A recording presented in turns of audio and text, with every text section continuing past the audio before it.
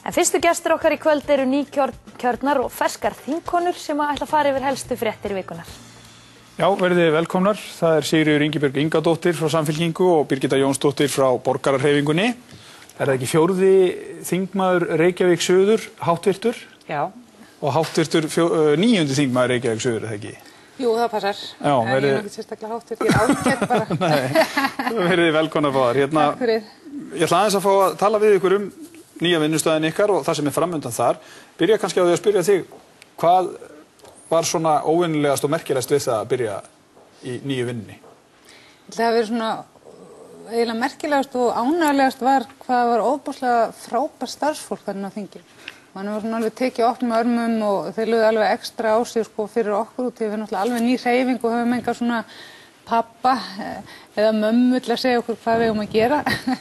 Sem ákveðið frelsi líka, en svona það sem komið mest á óvart var eins og bara þessi störf, skipulagið á þessum störfum. Mér finnst það bara eiginlega alveg furðulegt og mér finnst líka alveg furðulegt að fólk sé að eyða tíma í að spá í hvar það staðsett. Við vorum óslega ánægð að fá að vera hann á einum væng Sjálfstæðisflokksins og fá að taka hann einn vænginn frá þeim. Og fá að vera með þeim, því að annars hefur maður örugglega aldrei talað við þetta fólk. Og mér finnst líka bara ánægilegt að hafa möguleika á að tala við sem flesta hana, alveg sama hvaða flokki tilheyra. Og komast að hver er möguleikin á að koma þessum málefnum okkar í gegn, sjá hverju hafa áhuga á því. Út af því að það sem betur fer, þetta ekki þannig að það allir bara fastir inn í flokkslínu og mér finnst það að vera svolítið að breytast. Finnst svona ákveðna von það að fólk þora að vera svolítið sjálfstætt hana líka. Sko. Já, við sjáum hvernig það þróast. Hvað fannst þér skemmtilegast við að byrja? Já, þetta var náttúrulega, þetta svona frekar óvenjulegu vinnustaður en það líka alltaf þegar þú byrjar á nýjum stað þá þarf það að læra inn á fjöldan allan af hlutum og maður sér að þarna með það taka þó nokkuð tíma. En það sem og ég vil taka undir með Birgittu að starfsfólk Alþingis aldeilis frábært og tekur okkur opnum örmum og eiga fullt í fangi því við erum svo mörg ný, það heil hjörð af nýliðum sem við þurfum að halda utanum og svo eru svo margir þingmenn sem hafa bara verið þarna í 2 ár, hafa litla þingreynslu í raun. Þannig að þetta, ég held að það sé mjög ómennilegt ástand inn á Alþingi.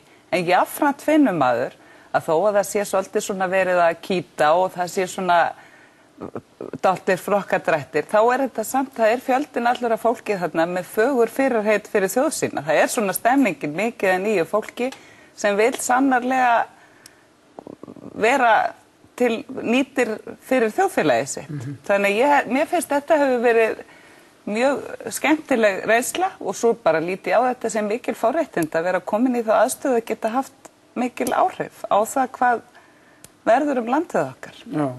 En þið hefði svolítið verið að gagnrýna það stjórnarandstaðan að á þessu sumarþingi sem var verið að blása til, að þar sé verið að ræða fullt af málum sem að geti raun og verið beðið á meðan að meira aðkallandi mál sjáist ekki að minnsta kosti ennþá. Já, þegar ég las yfir þessi 38 mál sem á að taka fyrir, þá var ég bara eiginlega dálítið reið. Og út af því mér fannst svo mikið, ég held að við vorum kölluð saman til þess að vinna bráða aðgerðum fyrir efnahagsmál og já bara basically þessi efnahagsmál sem að snerta náttúrulega marga fleti og ég get ekki séð að það sé mikið þarna inn í þessu sumarþingi sem að fellur undir það og svo alls konar aukamál sem mega alveg bíða. Þannig að það svona liggur að fá tilfinningun þetta þing sé bara sett saman til þess að koma á stað umsókn að aðildarviðræðum við Evrópusambandið.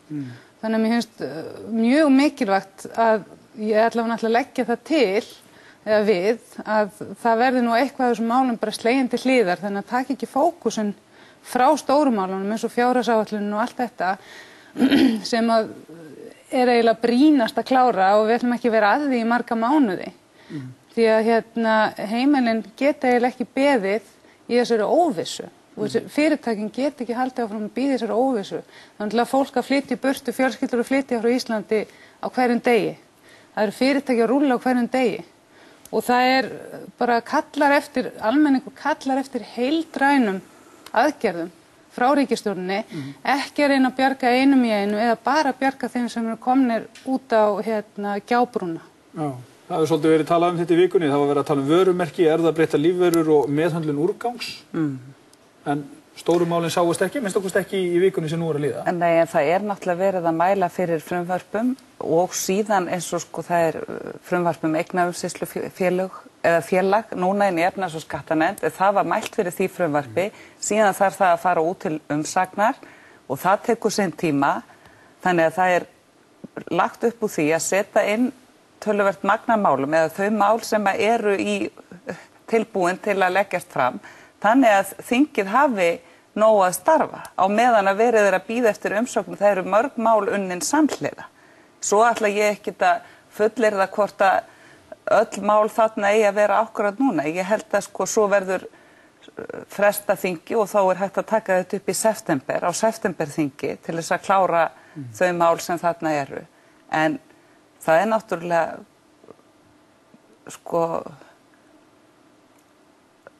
það eru mörg mál sem eru mikilvæg þó að þau lúti ekki beinlínis að endurreisn Íslands. Þá ekki hægt að segja, já, nei, við ætlum að láta þau bíða hvað lengi. En það verður auðvitað að setja í forgang þau mál sem eru stærst og brýnust. Það er allt í lagi til dæmis að ýta persónukjörinu fram á haustþing. Það er allt í lagi að ýta stjórnlagaþinginu fram á haustþing. Þó eru þetta málefni sem eru efst á okkar stefnuskrá. Já. Það eru önnur mál sem bara mikilvægt að þau komi inn. Já. Alveg svo bara þetta líndæmi sem búið að fara eitthvað 12 eða 13 sinnum í gegnum þingið annars að sé hægt að klára það. Já. Sem mjög einfalt mál, þar sem bara hreinlega fjallar það að þú þurfur ekki fáum til að skrifa upp á.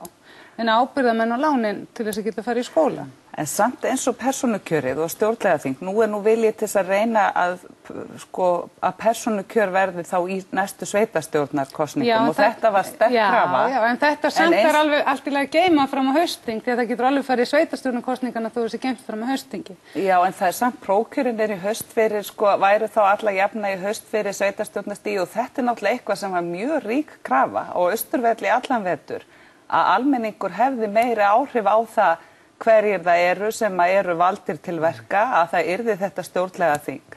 Og í mínum huga það eru þetta mjög brýn verkefni en eitt af þeim ráðgefandi stjórnlagaþing ekki eitthvað sem skiptir máli í sumar, það hægt að taka því í haust og það mjög margt annað sem á dagskrá þingsins, þessi 38 mál sem bara hreinlega skiptir ekki máli akkurat núna. Út af því að það eru aðri hlutir sem skipta máli og ég veit ekki hvort að þið heyrið þessar raddir en það hringt í mig daglega, það tölvupóstur daglega, ég fylgist með á blogginu, fólk skrifa mig þar, þar sem að fólk bara að öskra á hjálp og því finnst ekki ríkisstjórnin vera að gera neitt. Nei. Þú hafnar því alveg, þú ert þá að útskýra það þannig að það fullt af málum þarna á dagskrá með stórumálunum til þess að gera störf þingsins þá skilvirkari ef ég skilði rétt til þess að nýta dauðan tíma eða hvað má segja. Já, og svo vil ég líka taka það fram að ég hef reyndar ekki setið á þingi áður þannig ég ætla ekki að fara að verja með öllum hætti starfshættina en þetta samt sem áður þannig að það tekur tíma eins og þetta mál sem við erum með núna. Nú það út í umsagnarferli og þá einbyttum við okkur að einhver öðru á meðan. Já. En ég ekkert að gera lítið úr því að það náttúrulega mjög mikil örvænting við það og kvíði og fólk í erfiðri aðstæðu og við erum náttúrulega öll hér á landi að upplifa mjög mikla lífskjara skerðingu. Já. En hvað með ESB-málið? Þú segir að þegar verður farið að skera niður í opinberri þjónustu. Já, þú segir að ESB-málin séu svona stærsta ástæða þess að það blásið til sumarþings. Við höfum ekki séð neitt nema drög eða þið hafi ekki séð neitt nema drög að þessari þingsályktunartillögu. Hvað gerist næst í þessum málum, þessum ESB-málum? Þetta verður náttúrulega örugglega í þessu fyrstu umferð á þinginu, síðan sett inn í nefnd. Og hvenær verður það? Í næstu viku strax? Þú ættir að vita betur en ég. Já, ég verður mætt fyrir því í næstu viku. Já, þannig að það verður þó eitthvað sem verður mikið talað á næstu vikum hlýtur að vera hérna í samfélaginu. Já, þetta náttúrulega stórt hagsmunamál. Það náttúrulega ofsalega mikilvægt að upplýsingar til almennings séu ópólitískar og að það sé sem fólk fái upplýsingar á mannamáli. Maður oft verið að lesa sér gegnum þessi Evrópu mál og maður ekki alveg að skilja kannski hvað vinnur með okkur og hvað á móti og þannig að ég ætlum með sem svo flestir Íslendingar stundum vilja fara í þetta bandalag og stundum vilja það ekki. En ég alveg sammálaður, ég held að skipti mjög miklu máli að fólk fái bara fyrst og fremst góðar og hlutlausar upplýsingar og það var upplifun okkar sem vorum í kosningabaráttu fyrir Samfylkinguna að fólk vildi mest tala við okkur Evrópusambandið og það var ekki endilega fólk sem var fylgjandi, Evrópusambandsaðild, það hafði ekki hugmynd það vildi bara einmitt hafa þessi skortur á upplýsingum þetta mikilvæga málefni sem hefur alltaf verið undirliggjandi í umræðinni gegnum árin en aldrei almennilega náði í gegn, ekki verið sett á dagskrá ef svo má segja og það mjög mikil sko löngun hjá þjóðinni til þess að ræða þetta þó að afstæðan liggi ekki fyrir. Já, algjörlega, ég finnst alveg kritikal að fara í þessar aðildarviðræður. Persónulega, það finnst mér mjög mikilvægt til þess að bara að koma svo á næsta stig, en ég ekki endilega á borgarhreyfingin ekki að fara að sækja aðild. Það svolítið mikilvægt að fólk gerir sér grein fyrir því að þó að maður fari í aðildarviðræður þá þýðir það ekki að við erum að fara að segja að við erum að fara inn í Evrópubandalagið. Já, mig langar líka aðeins að ræða við ykkur því að þið eru ekki bara að tala málefni þarna inni, það fréttir af þinginu hafa pínlítið líka snúist þingflokksherbygginn. Þær hafa snúist það hvort að karlmenn eigi að vera með hálstau eða ekki. Þær hafa snúist það hvort að það eigi að segja háttvirtur og hæstvirtur. Byrjum á þingflokksherbyggjónum. Ég meina, er ekki svolítið skrítið á þessum tímum og þá skulle þessar fréttir vera svolítið áberandi úr þinginu? Jú, mér finnst sko í raun og veru alveg furðulegt að einhverjir eigna sér herbygginn á þingi. Það eiginlega bara hústaka. Ég meina, við eigum þingið, ekki einhver flokkur. Þó að þessi hefð að þeir hafa alltaf verið stórir. Þannig að en ég veit þetta viðkvæmt og allt en það á ekki að ráða förinu heldur bara hvað hagkvæmt. Þannig að en ég hef enga svona til dæmis persónulega skoðun á þessu bindamáli, mér alveg nákvæmlega sama hvort að fólk sem bindið ekki. Við Birgitta þurfum ekki að vera. Nei, þið megið klæða ykkur frjálslegar heldur en kallanir, þannig það minnst að búið að vera. En það var sagt frá því í fréttum að Samfylkingin hefði farið fram á það að þingflokksherbyggin yrðu mælt til þess að skera úr það hvort þið ættu að vera í því herbyggi sem voruð á síðasta þingi eða taka yfir herbyggi sem sjálfstæðismenn hafa verið í. Já, ég kannast ekki við það, við erum óskað eftir mælingu, við erum ekki afskaplega, við erum nefnilega í svo fínu herbyrgju, allir allsælir, það reyndar orðið svolítið þröngt okkur en það voru allir sammála það að þetta væri besta herbergi allra heima. Nei, það var engin, sko, þetta var bara allir rólegir. Svo hef ég það vart gefil ekki farið með mokkahöllina. En það þá eitthvað sem hefur verið rætt í reykfylltu bakherbergi. Já, eins og margt annað. Vart gefil ekki farið með mokkahöllina, sko, þannig að þetta alveg svona endalaust eitthvað, sko, drama í kringum. Við reyndar, sko, þegar okkur sagt að við myndum fara þarna inn í bara vígi sjálfstæðisflokknum velbúna. Það var svona inn í flokkunum sem við höfum sagt að við myndum ekki vilja starfa með. En ég held að það sé bara mjög gott fyrir bæði þá og okkur að vera hana saman. Já. En hvað með kynjahlutföllin? Það eru færri konur í ríkisstjórn heldur en karlar. Já. Og það er svona misvægi í ákveðnum nefndum. Reyndar eru konur í meiri hluti í sumum nefndum en í minni hluti í öðrum. Er þetta á einhvern hátt óvenjuleg og vond staða eða? Já, það náttúrulega það eru mjög mikil vonbrigði að það skulle ekki vera jöfn kynjahlutföll í ríkisstjórninni og það var landsfundar ályktanir frá báðum stjórnmálaflokkum að það væru jöfn kynjahlutföll. Þannig að það verður vonandi lagfært á kjörtímabilinu þegar verður farið að sameina ráðuneyti og slíkt að þá verður kynjahlutfalli lagfært. En með nefndirnar, þá held ég að sé rétt að benda á að ég hugsa í fyrsta skipti í sögunni, þá eru konur í meiri hluta fastanefnda Alþingis. Þannig að það er náttúrulega frábært, mjög ánægilegt. Og einu nefndirnar sem mér finnst svona kynjahall í, það er augljóslega forsætisnefnd, það sem eru bara konur og það er ekkert heppilegt. Þú vilt hafa bæði kynin og svo fjárlaganefndin, það sem upphaflega var ein kona bara, síðan skipti Samfylkingin út sínum fulltrúa, ég hef nú heyrt að Vinstri græn ætla að gera það líka, en það eru nú enn sem komið eru bara 2 af 11 í fjárlaganefnd konur og það er náttúrulega mjög óheppilegt að það sem verið að ráðstafa fjármunum séu konur í svona algjörum minnihluta, en auðvitað það allt þingið sem hefur fjárveitingavaldið, þannig að það En þetta Ég verð samt að óheppilegt. segja sko með þessa nefndir, þegar við vorum og ég held að það verið þannig á öllum að þegar maður var að velja í hvaða nefndir maður vildi fara, Já. að þá raðaðist bara sko, þá langaði mig ekki til fjárlaganefnd því ég er ekki hæfust í þá nefnd. Þú veist, Þór vildi frekar fara í hana, þú veist, út í hann er hagfræðingur og hann hefur bara, þetta er hans áhuga svið.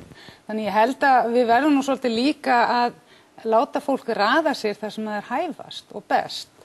Heldur en að vera að þvinga fólk inn í einhverja nefndi sem það kannski er ekki að njóta sín. Nei, ég er alveg sammála því að fólk á að vera þess en krafta þeirra nýtast best. Já, en við hljótum allavega að vera sammála það að staða á milli kynjanna, hún er að minnsta kosti betri núna heldur hún hefur verið í gegnum tíðina. Já, þetta er náttúrulega bara, þetta er mikið fagnaðar efni, þó að það séu ákveðnir hlutir sem að megi betur fara, þá er þetta náttúrulega frábært að 43% þingmanna séu konur. Man hefur bara ekki trúað því að það geti gerst orðin svona mikil breyting í einum kosningum, en það þurfti efnahagshrun, taktu eftir, til að konurnar kemust að, og þó í minni hluta enn. En gangi ykkur vel á ykkar nýju vinnustaf, við fylgjumst með ykkur þar og takk hérlega fyrir að koma til okkar í Kastljósið. Takk fyrir að hafa okkur.